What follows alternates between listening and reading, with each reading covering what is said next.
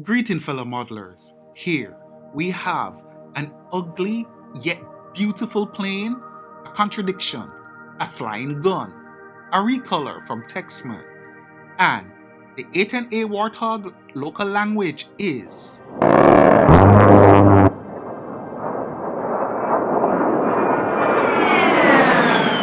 Which translate to buckle up fellows and let's begin.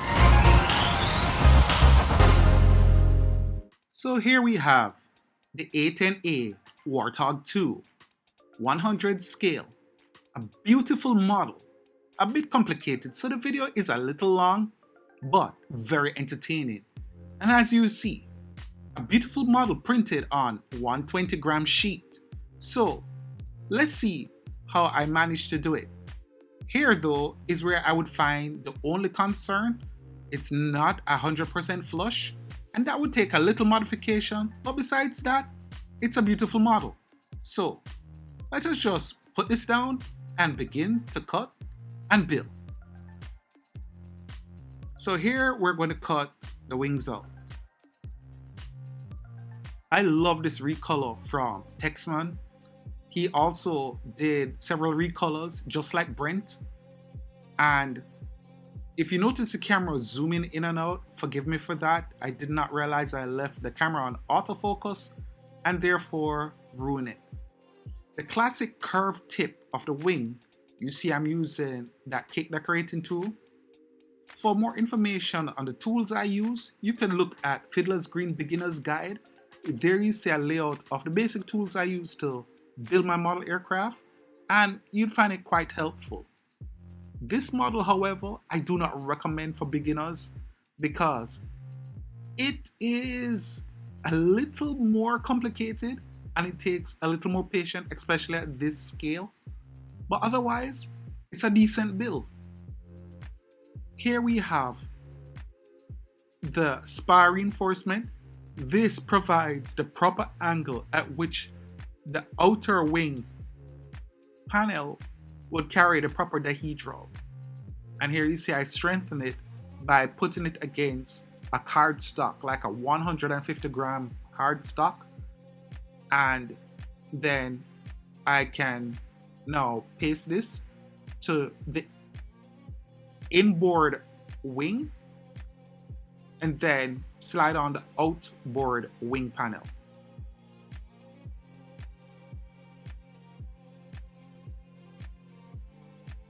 When building these models, I realized it takes a lot of patience. And here you see I'm using the flat nose tweezer to do it. If you do not have a cake decorating tool with a ballpoint, you can use the edge of your watercolor paintbrush. It works just as well. And here you see we're assembling the fuselage. Now, here's the thing.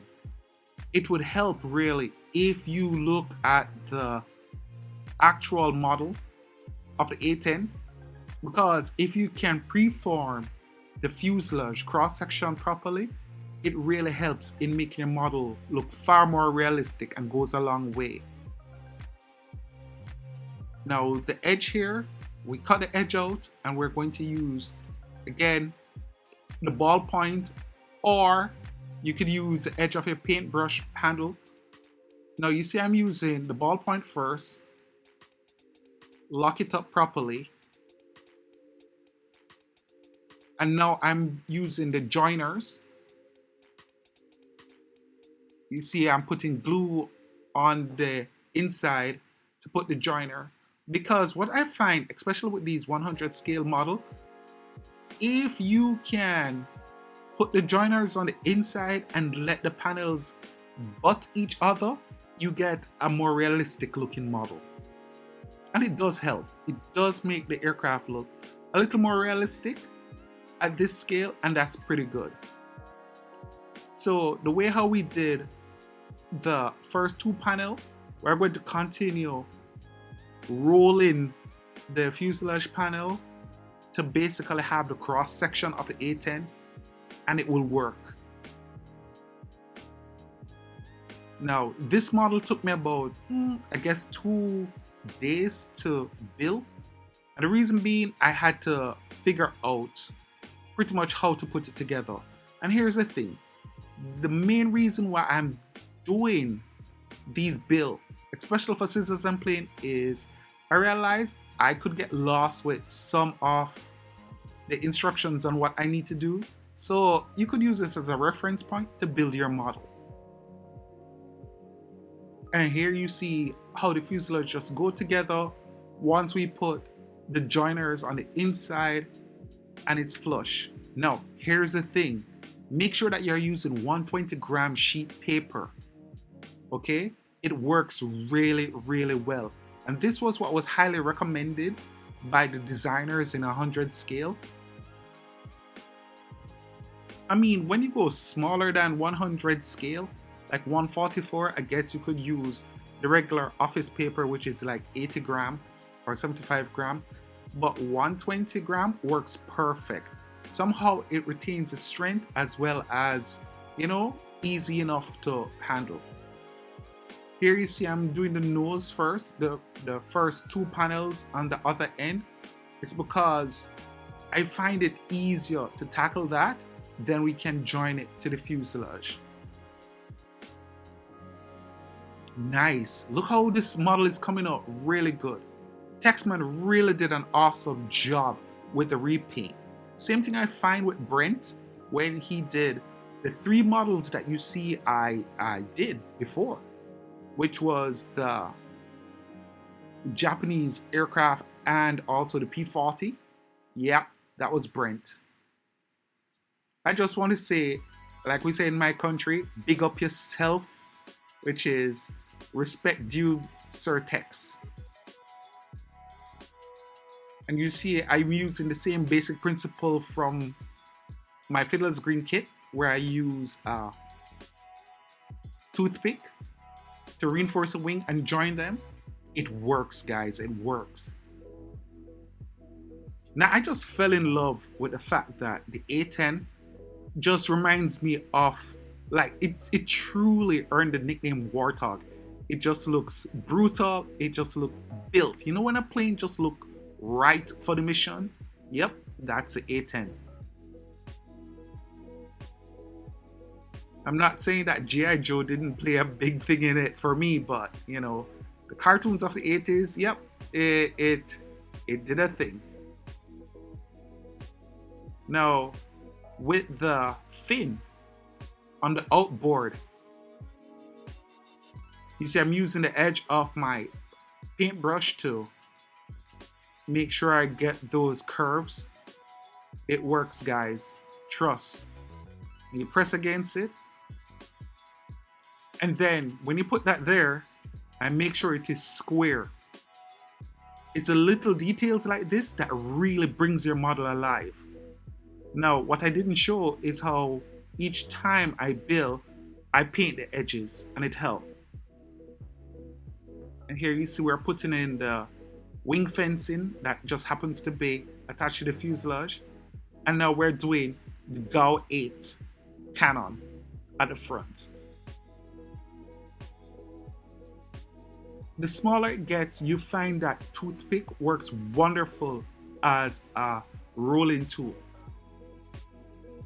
Yep, so we attach a cannon at the front. Now don't make the same mistake I did and just make sure you push your cannon down just a little bit further. It really would help. And now we're putting the integrated pylon that's attached to the wing that houses the wheel. And as you can see, the black tip on this one that goes on the right hand side of the wing from the pilot station, I think that houses electronics. I mean, somebody can tell me in the comment. I think it's the electronics. And here you see now the left side that houses the access for fuel. And here now we're cutting out the engine pylons. Now pay attention, once we cut them out, you see I'm zooming in a bit to show we lightly score the line that's outlined on it, and then we curve the leading edge and we fold along those lines, and you see that curve how it comes out. Yep, that was something I had to really study. And it's a beautiful design once figured out. There you go. Find the proper angle to put it. You know, next time I can make it a little more shallow if I'm going to be a really scale nerd about it. And here on the trailing edge where the main landing gear well would be, those would be for the flares. So we put on both sides the flare. Another thing that a little research and you find out. So here the engine is. Now let me tell you, when doing the engine, don't make the same mistake you see I'm doing here and cut out all the parts. If it's one side, cut the left engine out and all the parts for the left engine only and assemble, because you can get the camouflage mixed up. Here you see I'm doing the air intake for the engine, mating it to the main. Nice. You see I'm punching in here now, and this is what you put on the fan blade entry. And you see I'm using all the tools to curve and form it so I can put it down. This works, guys. It works wonderfully. Nice. And here now is what is a housing for that engine intake. Now this I will slide in the end into the leading edge of the engine, as you will see. Here you see I'm coloring the edge because this here is the exhaust area. We're going to put this in now. I use the help of a toothpick to level it so I can put it in the correct place, glue it in position. I'm coloring the edge and the inside of the engine exhaust area. And then we attach the exhaust pipe. Now, the thing is, just make sure that it's canted upward. Or better yet, just study what the engine looks like and you should be good.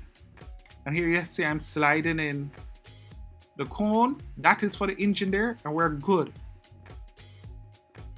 We'll paint the edge of that and then we should be good. Here now I'm putting it onto the frame. And just like how we do this one, we do the other one. Again, just pay particular attention and make sure you do not mix up what engine goes where and make sure that they're all aligned. Here now we're putting on the bits that will bring the realism to the model. And this now, my friends, is where it starts to come alive.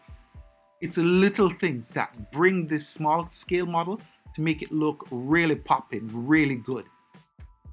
The fact that the Hog has this beautiful reputation of all reliable, built to take punishment and to dish out the same, and take the term close air support to a totally new level. Yep, it makes this aircraft memorable. Here you see I'm doing the landing gear, and one thing I want you to pay attention to is I spend the time to shave down a toothpick to roll the landing gear legs over, okay? And once I do that, I can then just put some glue on the toothpick and just roll, cut, and we have our legs. Here is the gear support. It's the same thing, and that's how we make it detailed. You don't have to do this. I mean, if you feel okay with using toothpick to make the main landing gear and just glue the wheels on, so be it. But I just want to show you that it was possible to do it this way if you feel like, and it works. Same thing applies to when you're doing the nose wheel. It's just a matter of shaving down the toothpick even finer to make it work for the nose wheel. And here you see it goes together. Oh, by the way, guys, listen, I want to thank you so much for joining me each and every week And if you can't, you can hit that subscribe button or that like button. What would happen is it'll trigger the algorithm to spread news of this channel to many other subscribers. And I would really appreciate it. The dream I have is to really grow this channel so that many people just like yourself can enjoy this hobby. And if you feel like building, so be it. You can build your model just like what's happening here. I appreciate it. Here you see how I'm doing the main wheel. Yep. The main wheel and the nose wheel take that same type look. This is just how I typically do wheels. And then I just do the edges like this. Guys, it works. And it really looks decent. Alright? Here you see now I'm applying glue. This is for the nose wheel. We just lock that in place. And then the nose wheel gear doors, we cut out. And then we just put in place. Like I said in the beginning, because there's that lack of instructions for every single thing, dealing with models at this scale, I hope that you might find this as a decent enough reference point for when you attempt to build your models. And I got this one here for $1 from eCard Models. So imagine that. It's a beautiful aircraft, almost scale-like. The only main issue I would have with it is just the landing gear pylons, you know. The fact that it couldn't cover the thick enough wing. And maybe I built it wrong, but you could check into it. Here I'm putting in the various aerials on the underside. Now she starts popping. Putting in these little touches make a big difference. Now after this I'm going to put in the pylons. And here's the thing. For the demo version, this particular A-10 that carried a paint scheme for the POW Remembrance, it only used 5 pylons, 2 on each wing and a center line. So you see inboard, carry pylon, outboard, and the center line. And basically you have your model. By the way, before I forget, please, please, please put a little nose weight in the aircraft because it will rest on its tail if you don't have any small nose weight up front. And here, the finishing touch in the center between the engine pylon, that's where you put that fixture. And of course a pitot tube. And there you have it. Now I want to thank literally all my Patreon members who helped bring this model to you for your enjoyment. Thanks to each and every one of you, you made this possible. So until then, my friends, take care, walk good, be gentle to yourself, and thanks for being here. And overall, one love.